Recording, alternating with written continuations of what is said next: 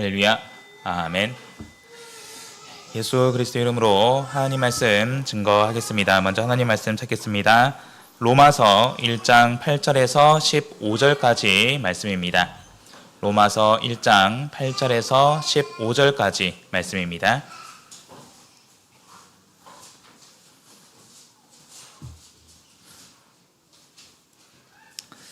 로마서 1장 8절에서 15절까지 말씀 찾으셨으면 저와 성도님들 한 절씩 나누어서 교독하도록 하겠습니다. 제가 먼저 읽겠습니다. 로마서 1장 8절. 첫째는 내가 예수 그리스도로 말미암아 너희 모든 사람을 인하여 내 하나님께 감사함은 너희 믿음이 온 세상에 전파됨이로다.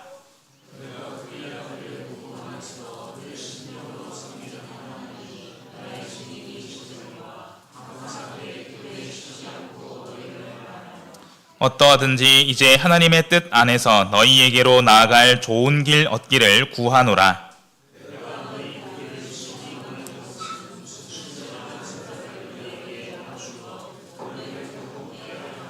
이는 곧 내가 너희 가운데서 너희와 나의 믿음을 인하여 피차 안위함을 얻으려 함이라.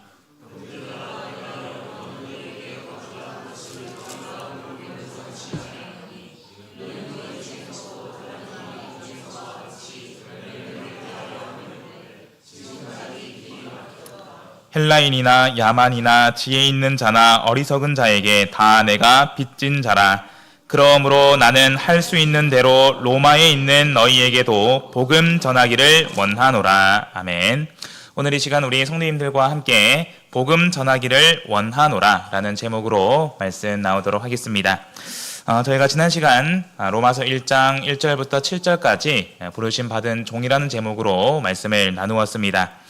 바울은 로마의 성도들에게 편지를 쓰면서 자신을 부르심 받은 예수 그리스도의 종으로 소개했습니다. 이 종은 무엇을 전하기 위한 종이었습니까? 바로 복음을 전하기 위한 종이었죠. 그래서 복음은 구원의 기쁜 소식이다 라고 우리가 함께 말씀을 나누었습니다. 그래서 이 복음을 위해서 바울은 예수 그리스도의 종으로 부르심 받았고, 비단 바울뿐만 아니라 오늘날 교회의 성도로 부르심 받은 우리 모두가 바로 예수 그리스도의 종이자 이 구원의 복음을 맡은 일꾼임을 함께 배웠습니다. 자, 이제 본문에서 바울은 로마를 방문할 뜻을 밝힙니다. 자, 이 가운데서 마지막 15절의 말씀을 보시면은 바울은 다음과 같이 말합니다. 로마에 있는 너희에게도 복음 전하기를 원하노라. 바울은 왜 로마의 성도들에게 복음 전하기를 원한다고 했을까요? 오늘 말씀을 통해서 함께 생각해 보도록 하겠습니다. 자, 먼저 8절 말씀 함께 읽어보겠습니다. 로마서 1장 8절 읽겠습니다. 시작. 첫째는 내가 예수 그리스도로 말미암아 너희 모든 사람을 인하여 내 하나님께 감사함은 너희 믿음이 온 세상에 전파됨이로다. 아멘. 자, 가장 먼저 8절을 보시면은 바울은 너희 모든 사람을 인하여, 즉 로마 교회의 성도들로 인하여서 하나님께 감사드린다고 밝히고 있습니다. 왜 바울은 로마 성도들로 인해서 감사하고 있습니까? 너희 믿음이 온 세상에 전파됨이로다 라고 말하고 있죠. 자, 사도행전 2장의 말씀을 보시면은 오순절 성령 강림 사건을 볼 수 있습니다. 그래서 이 가운데 사도행전 2장 5절에서는 경건한 유대인들이 천하 각국으로부터 모였다라고 말하고 있는데요. 이때 로마에 거주하던 유대인들도 현장에 있었습니다. 자, 그래서 성령 강림의 사건을 통해 변화를 받아 로마로 들어와서 이제 교회를 세우게 되었고요. 이로 말미암아서 로마에 교회가 건립이 되게 됩니다. 자, 하지만 로마는 당시 어떤 도시였습니까? 역사적으로도 모든 분야에서 크게 발달한 굉장히 큰 도시였었죠. 자, 그런 곳에서 예수 그리스도를 믿는 믿음만을 가지고 살아가는 것은 결코 쉬운 일이 아니었다라는 것입니다. 로마라는 그런 도시, 그런 나라의 특성상 여기는 다신교 사상이 지배적이죠. 그래서 우리가 믿는 신앙은 오직 하나님만 믿는 유일신 사상이지 않습니까? 하지만 로마에 있던 많은 사람들은 이 신도 믿고 저 신도 믿고 온갖 신을 다 믿는 그런 환경이었습니다. 자, 그런 환경 가운데에서 이제 하나님만을, 예수 그리스도만을 믿고 살아간다는 것은 이 성도들에게 결코 쉬운 일이 아니었다라는 것입니다. 뿐만 아니라 로마 시대가 거듭되면서 이제 교회의 성도들을 향한 대대적인 핍박이 이어지게 되죠. 그래서 그 핍박 가운데서 순전히 믿음을 지키며 살아간다는 것이 교회의 성도들에게 있어서는 정말로 큰 고난이었다라는 것입니다. 자, 그런데 오늘 8절의 말씀을 보시면은 바울은 감사합니다. 그 이유는 너희 믿음이 온 세상에 전파됨이로다.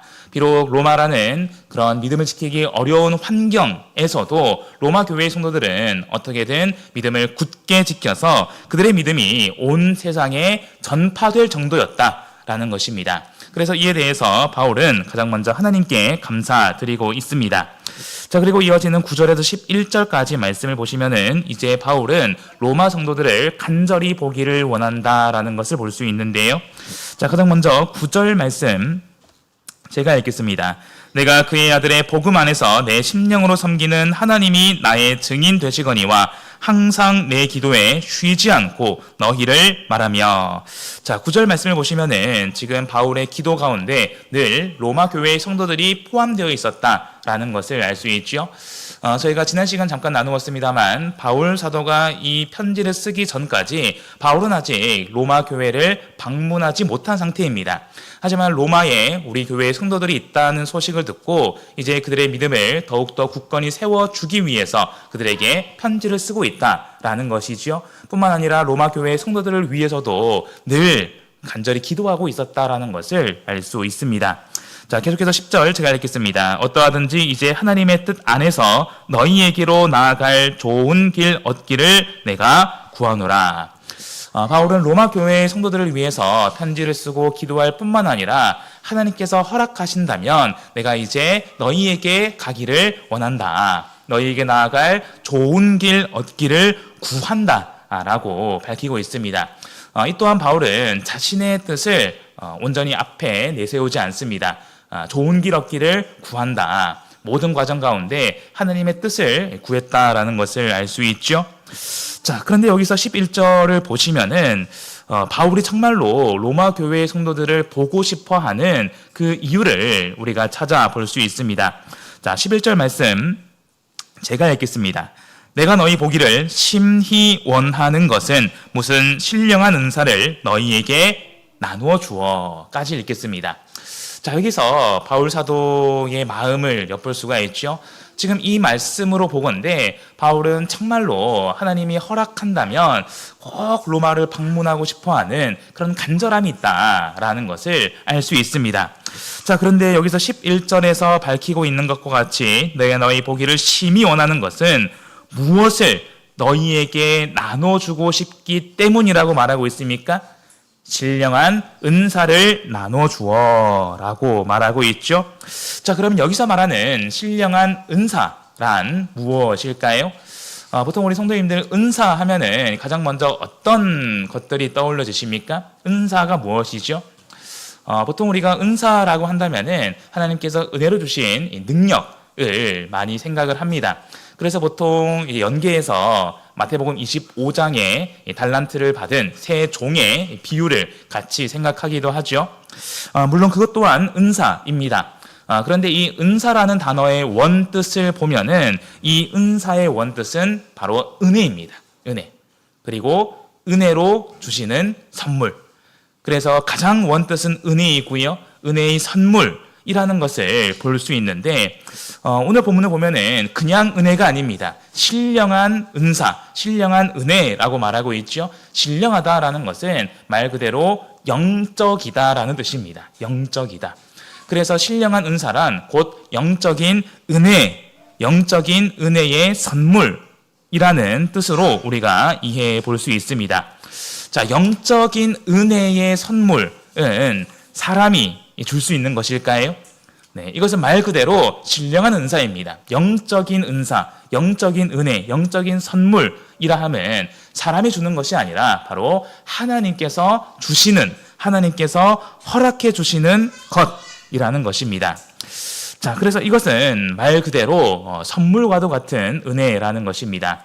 선물을 받는 사람이 어떠한 공로를 세웠기 때문에, 어떠한 업적이 있었기 때문에, 뭔가를 잘했기 때문에 주는 것이 아니라 전적으로 이 선물을 주는 하나님의 뜻에 의해서 그 사람에게 값없이 주시는 그런 선물과도 같은 은혜라는 것입니다. 자, 그렇다면 이 선물, 이 값없이 주시는 이 은혜는 구체적으로 무엇을 가리킬까요? 우리 말씀 한 구절 찾아보겠습니다. 로마서 6장 23절입니다. 로마서 6장 23절 말씀입니다.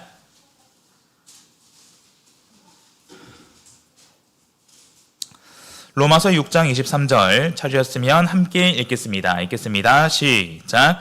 죄의 삭은 사망이요 하나님의 은사는 그리스도 예수 우리 주 안에 있는 영생이니라. 아멘. 죄의 삭, 죄의 결과는 사망입니다. 그러나 하나님의 은혜와 은혜의 선물과도 같은 복음으로 우리는 구원을 받았고요. 그 결과 영생의 길을 허락받았습니다. 그래서 로마서 6장 23절에서도 하나님의 은사는, 하나님의 은혜는 그리스도 예수 우리 주 안에 있는 무엇이라고 밝히고 있습니까? 영생이니라 라고 말하고 있죠. 그래서 11절에서 바울이 말하는 이 신령한 은사는 우리가 영생을 얻는 구원의 복음으로 이해할 수 있습니다. 신령한 은사, 곧 하나님께서 영적으로 주시는 은혜와도 같은 그런 선물이라는 것이죠. 그래서 우리가 바울이라는 이 사람을 한 번 더 생각을 해보자면, 바울은 전에 예수 그리스도를 믿지 않고 오히려 주의 제자를 핍박하는 그런 교회의 대적이었습니다. 하지만 예수 그리스도의 은혜의 부르심과 그의 복음으로 말미암아서 이제 예수 그리스도를 믿고 예수 그리스도의 복음을 전하는 사도로 거듭나게 되었죠. 이것은 바울이 자신의 모든 것을 다 바친다 하더라도 결코 다 갚을 수 없는 하나님의 크신 은혜입니다. 바울은 자신이 값없이 받은 이 큰 은혜를 하나님의 뜻을 따라서 이방의 많은 사람에게 전해야 한다는 것을 잘 알고 있었습니다. 그래서 바울은 늘 빚진 자의 마음으로 이방의 많은 사람에게 복음을 전하고자 평생을 다 바쳤습니다. 우리 오늘 본문 로마서 1장 14절을 같이 읽어보겠습니다. 로마서 1장 14절 읽겠습니다. 시작. 헬라인이나 야만이나 지혜 있는 자나 어리석은 자에게 다 내가 빚진 자라. 이러한 모든 사람에게 내가 빚진 자다라고 말하고 있습니다. 바울이 실제로 돈을 이렇게 빌린 것은 아니죠. 이것은 복음에 빚진 자다라는 것입니다. 그래서 내가 이 모든 사람에게 늘 빚진 마음으로 내가 이 복음을 전해줘야 된다. 어떻게든 내가 가르쳐야 한다. 라는 그런 마음으로 힘을 다해서 복음을 전했다라는 것입니다. 자, 그런데 우리가 오늘 주목할 말씀은 15절의 말씀입니다. 오늘 마지막 말씀이기도 한데요. 우리가 바울 사도가 하나님의 부르심을 따라서 이방의 많은 사람에게 복음을 전했다라는 것은 잘 알고 있습니다. 바울은 그 일을 위해서 평생을 다 바쳐 헌신했죠. 자, 그런데 15절의 말씀을 보시면은 비단 바울이 복음을 전하고 가르친 것은 예수님을 믿지 않는 그런 이방 사람들 뿐만이 아니다라는 것을 알 수 있습니다. 오늘 15절 같이 읽어보겠습니다. 15절 읽겠습니다. 시작.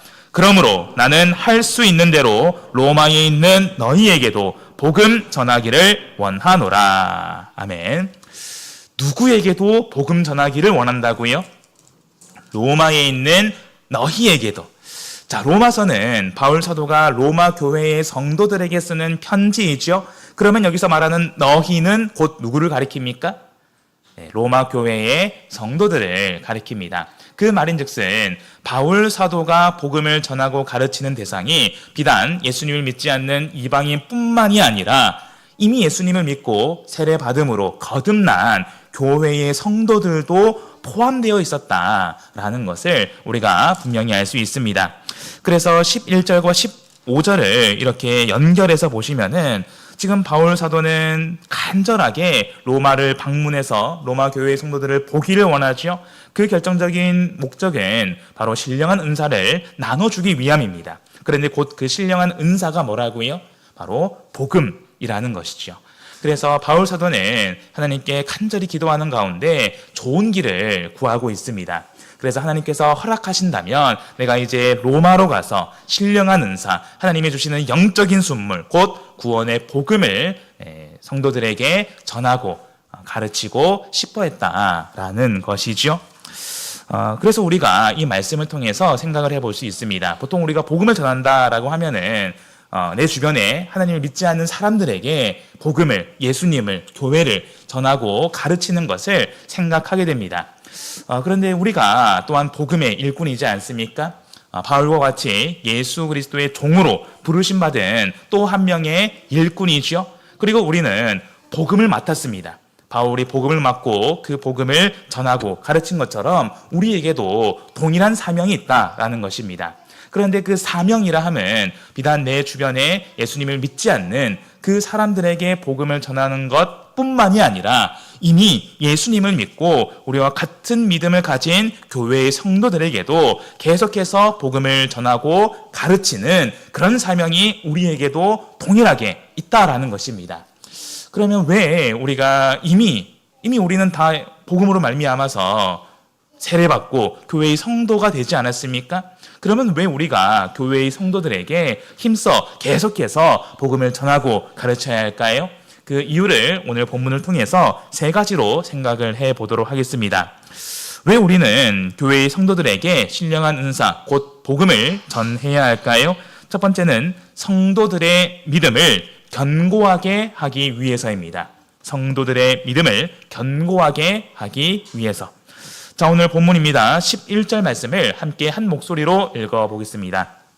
11절 읽겠습니다. 시작. 내가 너희 보기를 심히 원하는 것은 무슨 신령한 은사를 너희에게 나눠주어 너희를 견고케 하려 함이니. 자, 여기서 바울은 직접적으로 그 목적을 밝히고 있습니다.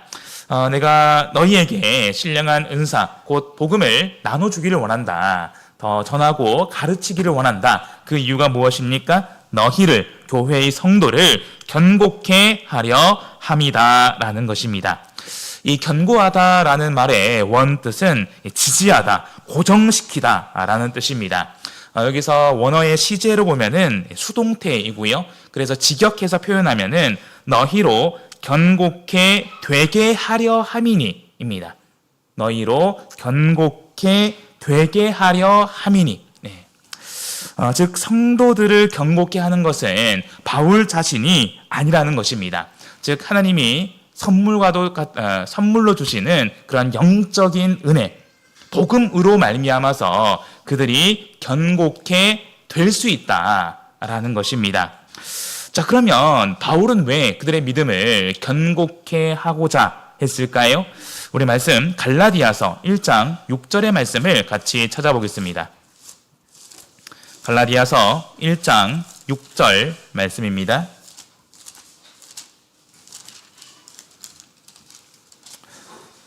갈라디아서 1장 6절 말씀 찾으셨으면 함께 읽겠습니다. 읽겠습니다. 시작. 그리스도의 은혜로 너희를 부르신 이를 이같이 속히 떠나 다른 복음 좇는 것을 내가 이상히 여기노라. 아멘.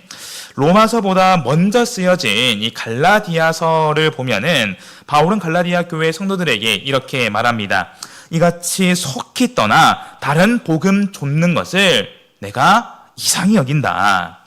즉 예수 그리스도의 복음을 통해 교회가 세워졌음에도 불구하고 지금 일부 교회의 성도들이 다른 복음을 좇아서 다른 거짓 진리를 좇아서 교회를 속히 빠르게 떠나고 있다라는 것입니다. 갈라디아 교회 성도들이 거짓 복음을 쫓는 것도 안타까운데 그것도 모자라서 속히 떠나고 있다니 바울의 마음이 얼마나 아팠을까요? 그래서 그 당시 시대 상황이 어떠했는지를 우리가 유추해 볼 수 있습니다. 하나님의 은혜로 각 지에, 이방의 각 지에 교회들이 세워졌습니다. 하지만 교회 성도들이 믿음을 지키는 환경이 결코 녹록치 않았다라는 것입니다. 그래서 앞서 로마에 핍박이 있었죠. 그래서 외부에 그런 대적들의 핍박도 있었지만 내부적으로 본다면 진리를 무너뜨리는 그런 거짓 교사, 거짓 선지자들의 유혹, 미혹이 계속되었다라는 것입니다.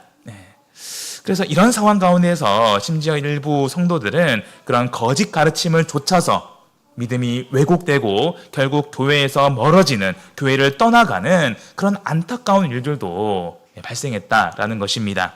그래서 이어지는 갈라디아서 1장 7절을 보시면은 바울 사도는 복음에 대해서 분명하게, 단호하게 말합니다. 갈라디아서 1장 7절을 같이 읽겠습니다. 시작. 다른 복음은 없나니 다만 어떤 사람들이 너희를 요란케 하여 그리스도의 복음을 변하려 함이라. 다른 복음은 있다고요? 없다고요? 없다라는 것입니다. 오직 구원을 얻는 참된 복음은 단 하나, 예수 그리스도의 복음이다. 그 외에 다른 것들은 우리 성도들을 요란케 하여서 교회에서 떠나게 하는, 믿음에서 떠나게 하는 거짓 가르침임을 바울은 분명하게 증거하고 있습니다. 죄로 인해 죽을 수밖에 없던 우리가 예수 그리스도의 십자가 보혈로 구원의 길을 찾고요, 물과 영으로 하나님의 자녀로 거듭날 수 있었던 것은 전적으로 하나님의 은혜입니다. 하나님께서 값없이 우리에게 주시는 선물과도 같은 그런 큰 은혜이죠. 하지만 우리가 복음을 받아들이고 하나님의 자녀가 되었다고 해서 이 구원이 완성된 것은 아닙니다. 우리가 은혜로 받은 이 구원의 복음을 지키고 성령의 인도하심을 따라 행하면서 구원을 완성해 가야 하는 것입니다. 그래서 보통 우리가 구원관을 이야기할 때 어떤 배의 비유를 듭니다.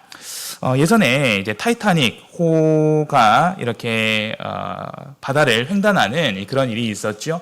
그런데 그 가운데서 이제 큰 그 유람선이 침몰을 하게 됩니다. 그 가운데서 이 사람들이 살고자 구명정에 올라타지 않습니까? 그러면 그 구명정에 탄 사람은 구원을 받은 것입니까? 아직 구원을 받지 못한 것입니까? 사실 두 가지를 다 이야기할 수 있죠. 일단은 침몰하는 큰 배에서 구명정으로 옮겨왔기 때문에 일단은 구원을 받은 것이지 않습니까? 하지만 정말로 구원받았다라고 말하려면 이 구명정이 어디까지 이르러야 합니까? 육지까지 이르러야 하죠. 그래서 마치 세례받은 우리 교회의 성도와도 같다라는 것입니다. 우리는 믿음으로 세례받음으로써 죄의 사함을 받고 하나님의 자녀가 되었습니다. 그래서 우리가 죄의 사함을 받았다는 것, 우리가 구원받았다는 것 말할 수 있지 않습니까? 하지만 이 구원을 완성하기 위해서는 우리가 거기서 그치는 것이 아니라 이제 성령의 인도하심을 따라서 오직 성령을 의지하여서 성화의 과정을 밟아가야 한다는 것입니다. 그래서 세례받은 하나님의 자녀로서 하나님의 형상을 회복하는, 하나님의 형상을 닮아가는 그런 거룩한 변화, 성화의 삶을 우리가 끝까지 살아갈 때 비로소 우리가 우리 영혼을 구원받을 수 있다라는 것이죠.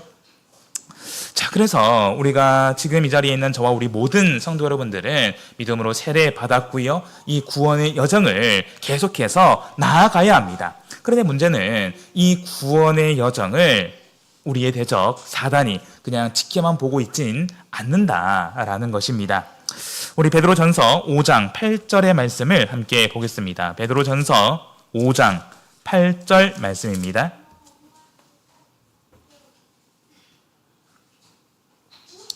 베드로전서 5장 8절 찾으셨으면 함께 읽겠습니다. 시작. 근신하라, 깨어라. 너희 대적 마귀가 우는 사자같이 두루 다니며 삼킬 자를 찾나니. 마찬가지로 베드로 사도가 교회의 성도들에게 쓰는 이 편지입니다. 여기서 성도들을 향해서 근신하라, 정신을 바짝 차리고 있어라, 깨어 있으라 라고 말합니다. 왜 그렇습니까? 누가 우리 주변을 두루 다니고 있다고요? 우리의 대적 마귀가, 사단이 두루 다니면서 삼킬 자를 찾고 있다라는 것입니다. 만약 우리 성도님들이 이렇게 살아가는 가운데 사단의 이런 무서움을 얼마나 인식하고 있는지 한번 생각해 보시기를 바랍니다. 사실 우리는 그 부분에 대해서 평소에 크게 느끼지 못할 때가 많습니다. 왜 그렇습니까? 사단도 영적인 존재이죠. 우리 눈에 보이지 않습니다. 그런데 만약입니다. 그럴 일은 없지만 사단이 정말로 눈에 보이는 형상으로 드러나서 우리 주변을 막 맴돌고 있다면, 그게 보인다면 우리 성도님들 어떻게 하시겠습니까? 내가 사단에게 넘어가지 않기 위해서 내가 늘 기도하는 마음으로 하나님 붙들고 그렇게 살아가지 않겠습니까? 사실 우리가 믿음의 눈을 뜨고 그렇게 바라보고 살아가야 한다라는 것입니다. 사단은 정말로 뱀과 같이 교활한 존재입니다. 그래서 사람을 그냥 대놓고 유혹하지 않아요. 우리가 창세기 3장을 봐도 이 뱀이 하와를 어떻게 유혹합니까? 처음부터 자기가 한번 잡숴봐 하고 어떻게 유혹합니까? 그렇지 않죠. 정말 그 사람의 가장 약한 약점을 공략합니다. 그래서 우리가 깨어있지 않으면, 우리의 믿음이 굳건하지 않으면 나도 언제든지 넘어질 수 있다. 그래서 우리가 늘 이런 경계의식을 가지고 살아갈 수 있어야 된다라는 것입니다. 그리고 어떤 사단의 유혹에도 우리가 쉽게 넘어지지 않는, 쉽게 흔들리지 않는 굳건한 믿음을 세워야 된다라는 것입니다. 그래서 지금 이 자리에 있는 저와 우리 모든 성도 여러분들은 하나님의 은혜의 부르심을 따라 믿음으로 세례받고 교회의 성도가 되지 않았습니까? 이것은 하나님께서 우리에게 주신 큰 선물입니다. 그런데 때로는 이것이 내게 하나의 올무처럼 이렇게 여겨질 수도 있습니다. 이게 무슨 말인고 하면은 나는 세례 받았으니까, 나는 성령 받았으니까, 그럼 난 구원 받았지. 그래서 세례 받고 성령 받고 난 이후의 삶을 보면은 크게 이제 급하지도 않고요. 크게 신앙생활에 대한 열정이 오히려 떨어질 때가 있습니다. 나는 세례받고 성령 받았으니까, 구원 받았으니까. 그런데 그 틈을 사단이 비집고 들어올 수 있다라는 것입니다. 이것은 비단 이제 막 세례받은, 이제 막 성령 받은 초신자에게만 해당되는 일이 아닙니다. 오히려 사단은 정말 신앙생활 오래 하고 믿음이 굳건할 것 같은 그런 사람에게도 교묘하게 유혹해서요, 그 사람의 믿음을 단번에 넘어뜨릴 수 있습니다. 그래서 바울 역시 말하지 않습니까? 선줄로 아는 자는 넘어질까 조심하라 라고 말하지 않습니까? 그래서 저를 비롯해 우리 모든 성도인들이 나도 넘어질 수 있다. 내가 내 믿음을 안심해서는 안 된다. 늘 생각하면서 내 믿음을 돌아볼 수 있어야 되겠습니다. 그래서 저를 비롯한 우리 모두가 매일 신앙생활 하는 가운데에서 믿음을 세우는 것이 정말로 중요합니다. 그러기 위해서는 내 믿음의 현 주소를 정확히 파악할 수 있어야 되겠죠. 나는 내 믿음이 어떻다고 생각을 하는가. 아마 저를 비롯해서 이 자리에 있는 모든 성도님들에게 나는 내 믿음이 완벽하게 세워졌다 라고 여기는 분이 있는지 질문한다면 아마 이렇게 쉽게 이렇게 손을 들기는 쉽지 않을 것입니다. 만약 그러면 내가 내 믿음이 연약하다고 생각한다면 어떻게 해야 될까요? 믿음을 세워야 되죠. 믿음을 더 굳건히 세워가야 된다는 것입니다. 그러기 위해서 우리가 무엇을 해야 됩니까? 우리가 복음을 배워야 된다. 우리가 열심히 복음으로 말미암아서 복음을 열심히 배우고 그 복음을 내 삶에 적용하면서 내 믿음을 더욱 굳건히 세워가야 된다는 것입니다. 지금 그것을 위해서 바울 사도가 로마에 방문하기를 원하고요, 로마 성도들을 보기를 원한다라는 것입니다. 그래서 내가 어찌하든지 너희에게 이 신령한 은사, 곧 구원의 복음을 전하고 가르쳐서 너희의 믿음을 더욱 굳건히 세워주기를 원한다. 앞서 이 로마 성도들에 대한 그런 감사의 표현을 우리가 보았죠. 로마라는 어려운 환경 속에도 불구하고 지금 성도들이 열심히 믿음을 지켜가고 있습니다. 하지만 우리가 또 로마서를 전체적으로 보시면은 그렇다고 문제가 없는 것이 아니다라는 것을 알 수 있어요.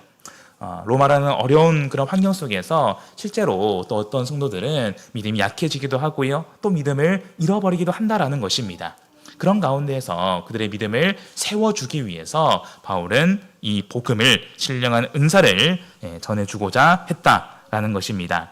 그래서 간절히 바라옵기는 우리 역시 우리의 믿음을 더욱 굳건히 세워줄 수 있기를 간절히 원합니다. 그것을 위해서 우리가 복음을 통해서 세례받고 성도가 되었지만 그것이 끝이 아니라 계속해서 열심히 복음을 배움으로써 복음을 내 삶 속에 적용시킴으로써 우리의 믿음을 더욱 굳게 세우는 그런 저와 우리 되기를 간절히 소망합니다. 자, 두 번째로 바울이 이 신령한 은사, 복음을 나눠주고자 했던 것은 서로 믿음의 위로를 나누기 위함입니다. 서로 믿음의 위로를 나누기 위함이다. 오늘 본문 12절을 같이 읽어보겠습니다. 12절 읽겠습니다. 시작. 이는 곧 내가 너희 가운데서 너희와 나의 믿음을 인하여 피차 안위함을 얻으려 함이라. 아멘. 자, 앞서 바울은 구원의 복음을 전해 주어서 로마의 성도들의 믿음이 더욱더 굳건해지기를 소망했습니다. 하지만 믿음으로 굳건한 믿음으로 계속해서 살아간다는 것은 결코 쉬운 일이 아니지요. 다른 사람들은 다 세상에서 즐길 거 다 즐기고 그렇게 살아가는데 나 혼자만 안식일 지키고 교회에 사역하고 복음 증거하고 그런 삶을 살다 보면은 때로는 세상에서 괴리감이 느껴지기도 합니다. 그리고 때로는 좀 쉬어가고 싶기도 하죠. 마치 이스라엘 백성들이 광야 길을 걷는 것과도 동일합니다. 하나님의 은혜로 애굽에서 탈출했고요. 하나님의 은혜로 만나와 물을 공급받지만 끊임없이 반복되는 이 광야와 같은 신앙의 여정 속에서 우리도 어쩌면 때로는 지칠 수 있다라는 것입니다. 그러나 하나님은 결코 나를 혼자서 걷게 하지 않으셨다라는 것이지요. 하나님은 사람을 어떻게 지으셨습니까? 우리가 창세기 2장의 말씀을 보시면은 하나님께서는 사람의 독처하는 것, 홀로 지내는 것을 좋게 여기지 않고 그를 돕는 배필로서 또 한 사람을 지으십니다. 그렇게 해서 남자와 여자가 지어지고요. 남자와 여자가 그리스도 안에서 주 안에서 한 몸이 되어 연합하여서 서로를 도우면서 그렇게 살아가도록 하지 않았습니까? 이것은 신앙의 공동체 역시 마찬가지입니다. 하나님은 모세를 부르시면서 모세를 도울 아론을 붙여주셨고요. 또한 예수님은 12제자를 부르시고 둘씩 짝지어서 파송하였습니다. 그리고 교회를 이룰 때도 공동체를 이루게 하셨죠. 우리가 사도행전 2장 이 후반부의 말씀을 보시면은 초기 교회의 성도들이 공동체로서 얼마나 연합하면서 함께 신앙생활을 했는지를 우리가 잘 볼 수 있습니다. 이것은 우리 역시 마찬가지다라는 것입니다. 오늘날 여기 계신 우리 모든 성도 여러분들은 하나님의 은혜의 부르심을 따라 모인 성도들이죠. 우리가 모였다는 것입니다. 즉 하나님께서 어떤 한 사람만 교회의 성도로 부른 게 아니라 여기 있는 우리 모두를 불러서 주 안에서 참 진리 안에서 하나의 공동체가 되게 하셨다라는 것입니다. 공동체가 되게 했다라는 것은 어떤 의미가 있습니까? 이것은 서로가 서로를 돕게 하셨다라는 것입니다. 우리 말씀 한 구절 찾겠습니다. 로마서 15장 5절과 6절 말씀입니다. 로마서 15장 5절 6절 말씀입니다. 로마서 15장 5절 6절 찾으셨으면 함께 읽겠습니다. 읽겠습니다. 시작. 이제 인내와 안위의 하나님이 너희로 그리스도 예수를 본받아 서로 뜻이 같게 하여 주사 한 마음과 한 입으로 하나님 곧 우리 주 예수 그리스도의 아버지께 영광을 돌리게 하려 하노라. 아멘. 이제 인내와 안위의 하나님이 너희로 그리스도 예수를 본받아 서로 뜻이 같게 하여 주사 한 마음과 한 입으로 하나님께 영광을 돌리게 하려 한다. 그래서 이 바울의 이 말처럼 우리는 그리스도 안에서 한 몸 된 공동체입니다. 그 안에서 우리가 서로가 서로를 안위하고 위로하면서 서로를 세워줄 수 있다. 라는 것입니다. 그래서 오늘 본문에서도 바울 사도가 분명히 말하고 있지 않습니까? 로마서 1장 12절에서도 이는 곧 내가 너희 가운데서 너희와 나의 믿음을 인하여 피차 안위함을 얻으려 한다. 서로 간에 안위함을, 위로함을 나누고자 한다라는 것입니다. 그래서 우리가 또한 복음을 서로 전하고 가르치는 가운데에서 하나님이 주시는 위로를 나눌 수 있기를 간절히 소망합니다.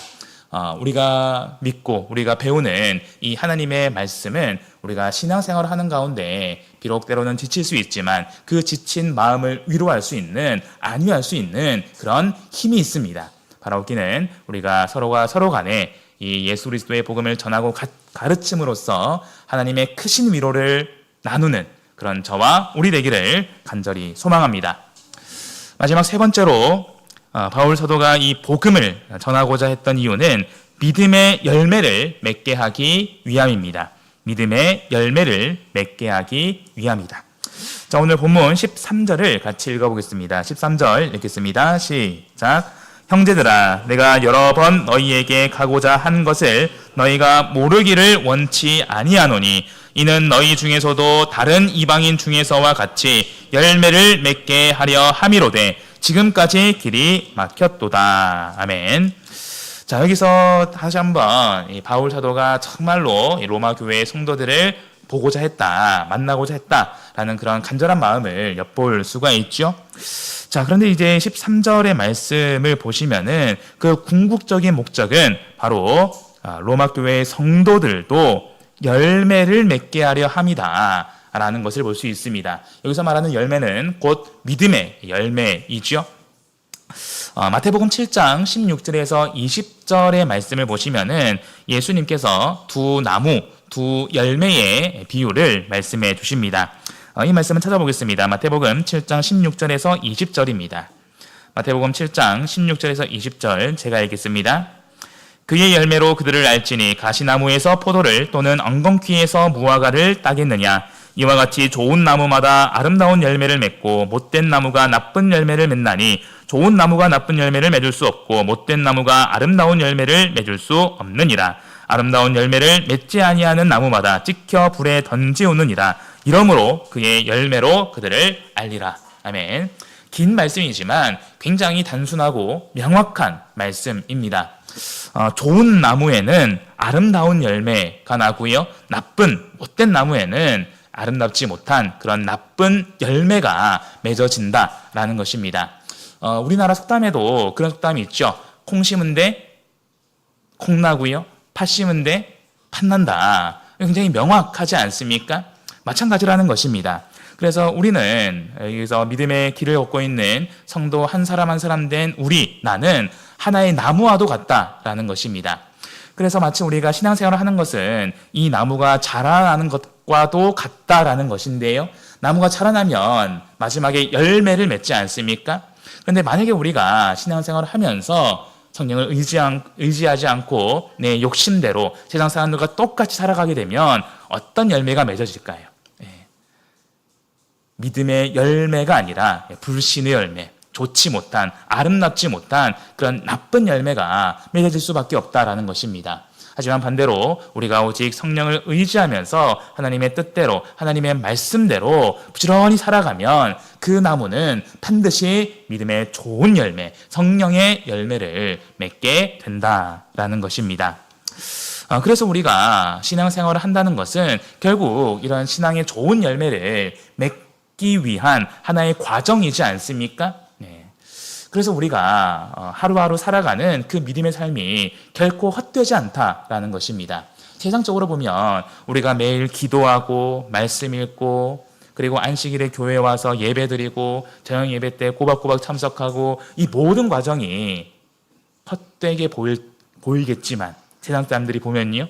하지만 우리 믿음의 삶은 그 하루하루가 모여서 마침내 믿음의 좋은 열매가 맺어진다라는 것입니다. 그렇다면 우리는 궁극적으로 어떻게 하면 이 믿음의 좋은 열매를 맺을 수 있을 것인가? 우리 골로새서 1장 6절을 보겠습니다. 골로새서 1장 6절 말씀입니다. 골로새서 1장 6절 찾으셨으면 함께 읽겠습니다. 시작. 이 복음이 이미 너희에게 이름에 너희가 듣고 참으로 하나님의 은혜를 깨달은 날부터 너희 중에서와 같이 또한 온 천하에서도 열매를 맺어 자라는도다. 자, 여기서도 열매를 언급하고 있죠. 그런데 무엇을 통해서 열매를 맺고 자라게 됩니까? 이 복음으로 말미암아서 우리 믿음의 열매가 맺어질 수 있다라는 것입니다. 자, 그런데 이 말씀을 잘 보시면요, 이 복음이 이미 너희에게 이름에 너희가 뭐 하고요? 너희가 듣고 그리고 참으로 하나님의 은혜를 깨달은 날부터. 그래서 우리가 어떻게 하면 이 믿음의 열매를 맺을 수 있을 것인가? 첫 번째로 복음을 들어야 한다는 것입니다. 이 복음이 우리에게 왔다라는 것은 이것은 큰 하나님의 은혜이죠. 네. 앞서 우리가 말씀을 보았습니다. 바울 사도는 예수님을 믿지 않는 이방 사람들뿐만이 아니라 교회의 성도들에게도 힘써 복음을 전하고 가르치고자 했습니다. 실제로도 그러했죠. 마찬가지로 오늘날 교회의 성도된 우리도 신앙생활을 하는 가운데 교회를 통해서 계속해서 복음을, 예수 그리스도의 복음, 예수 그리스도의 말씀을 계속해서 접하게 됩니다. 그러면 가장 먼저 우리가 해야 될 일은 이 복음을 듣는 일에 힘써야 된다는 것입니다. 이 복음을 듣기 위해서는 어떻게 해야 됩니까? 가장 먼저 교회에 마련된 예배의 자리, 말씀의 자리에 우리가 힘써 와야 되겠죠? 그래서 가장 기본적으로 우리가 안식일 예배가 있습니다. 안식일은 언제부터 언제일까요? 보통 우리가 통상적으로 토요일이라고 말합니다만 정확히 말하자면 금요일 저녁부터 토요일 저녁까지. 그래서 안식일 저녁 예배, 지금 이 시간이 안식일 저녁 예배이지 않습니까? 그리고 내일 오전이 안식일 오전 예배이죠. 그리고 또한 우리가 화요일에 드리는 또 저녁 예배가 있습니다. 어떤 성도님들은 그렇게 표현을 하십니다. 보통 이제 화요일, 뭐 성경에서 뭐 화요일, 뭐 수요일 예배 드리라고 한 적 없잖아요. 물론 성경에서 그렇게 말씀하고 있지 않습니다. 하지만 우리가 매주 고정적으로 예배 드릴 수 있는 시간이 있다는 것이 사실 얼마나 귀한 일인지 모릅니다. 우리가 말씀을 듣고 말씀을 배울 수 있는 시간이지 않습니까? 그리고 또한 예배 시간뿐만 아니라 우리가 매일 말씀을 읽고 묵상하는 시간이 있습니다. 그 모든 시간을 통해서 우리는 계속해서 예수 그리스도의 복음을 들을 수 있다, 배울 수 있다라는 것입니다. 그리고 여기서 한 단계 더 나아가서 우리는 끊임없이 복음을 듣는 가운데 깨달을 수 있어야 된다는 것입니다. 중요한 것은 우리가 복음을 듣는다고 해서, 말씀을 듣는다고 해서 다 깨달아지는 것은 아니죠. 항상 어떤 말씀은 들어도 잘 이해가 되지 않을 때가 있습니다. 그러기 위해서 우리가 또한 무엇이 중요할까요? 성령으로 기도하는 것이 중요하다. 우리가 요한복음 14, 15, 16장의 말씀을 보시면은 성령은 예수 그리스도의 말씀을 생각나게 해주는 보혜사, 돕는 자의 역할을 한다라는 것을 알 수 있습니다. 생각해 보시면 우리 참여교회뿐만 아니라 다른 많은 교회, 교단, 교파도 똑같은 성경을 봅니다. 똑같은 말씀을, 예배를 들어요. 그런데 왜 우리가 서로 이해하는 게 다릅니까? 바로 우리 교회엔 하나님이 은혜로 주신 성령이 있기 때문이죠. 그래서 우리가 말씀 시간 전에 일찍 와서 기도하는 과정이 정말 중요합니다. 그리고 우리의 평소의 기도 생활이 정말로 중요합니다. 그래서 우리가 이런 과정을 통해서 성령의 인도하심을 따라서 복음을 듣고 깨닫는 가운데 우리 믿음의 열매가 맺어질 수 있다라는 것입니다. 그래서 간절히 바라옵기는 우리가 이 복음을 계속해서 배워갈 수 있기를 간절히 소망합니다. 그리고 무엇보다 바울이 말한 것처럼 이 복음을 우리가 교회 안에서도 서로 전하고 가르칠 수 있기를 간절히 소망합니다. 우리가 감사하게도 우리가 보통 안식일, 토요일 예배를 기준으로 해서 본다면 오전에는 설교를 통해서 선포되는 하나님의 말씀을 듣지 않습니까? 그리고 오후에 분반 예배 때 뭘 합니까? 들은 말씀을 가지고 서로 나누잖아요. 우리가 그런 연습을, 그런 훈련을 해야 됩니다. 그래서 우리가 교회 안에서 성도가 성도에게, 서로가 서로에게 복음을 계속해서 전하고 가르치는 그런 훈련이 정말로 중요합니다. 그래서 막상 내가 듣기만 하는 것과 듣고 내가 내 표현으로 전하는 것은 또 다를 수가 있습니다. 그리고 내가 이해한 바를 직접 내가 이야기를 하면서 표현하면서 내 스스로 정리되는 것이 있어요. 그렇게 하면서 복음을 듣고 깨닫고 더욱 명확해지면서 이제 이 복음을 가지고 어디로 가야 될까요? 교회 밖으로 예수님을 믿지 않는 사람들에게 가서 힘써 복음을 전해야 되지 않습니까?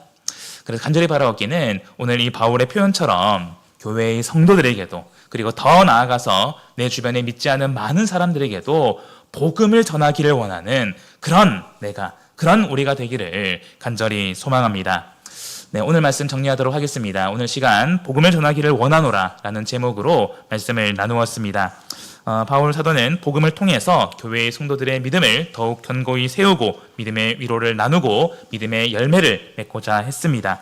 바라옵기는 우리 역시 바울과 같이 힘써 서로가 서로에게 복음을 전하고 가르침으로써 믿음을 견고히 하고 믿음의 위로를 나누며 믿음의 열매를 맺는 그런 저와 우리 되기를 예수 그리스도 이름으로 간절히 소망합니다. 찬양하시